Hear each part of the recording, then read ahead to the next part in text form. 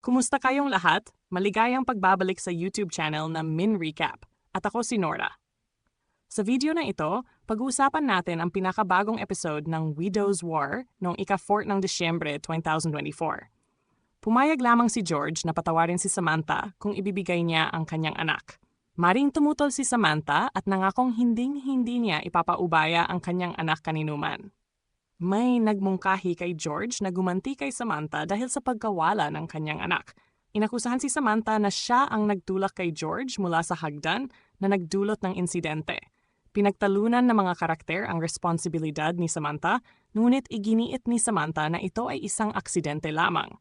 Nagpasya si George na sampahan ng kaso si Samantha upang makamit ang hustisya. Patuloy na naghahanap ng ebidensya ang ibang mga karakter upang patunayan ang pagkakasala ni Samantha, kabilang ang paggamit ng gas mask at mga forensic na datos.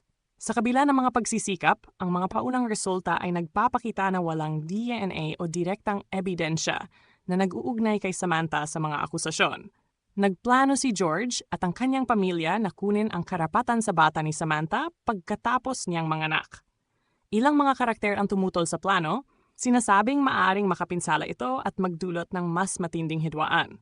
Si George ay nasa gitna ng kagustuhang gumanti at pagkonsensya sa ideya ng pag-angkin ng batang hindi kanya. Isang kamag-anak ang nagtangkang kumbinsihin si George na pigilan si Samantha sa pagpapatuloy ng pagbubuntis, ngunit nananatili siyang nagdadalawang isip.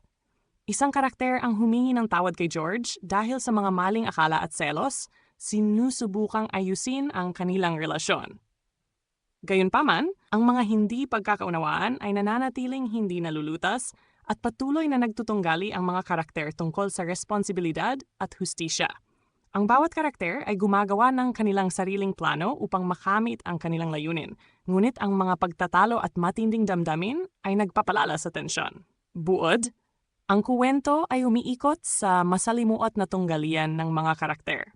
Si George ay nahaharap sa matinding emosyonal na sakit at nagsusumikap na makamit ang hustisya, habang si Samantha ay patuloy na ipinagtatanggol ang kanyang sarili at ang kanyang anak mula sa mga banta sa kanyang paligid.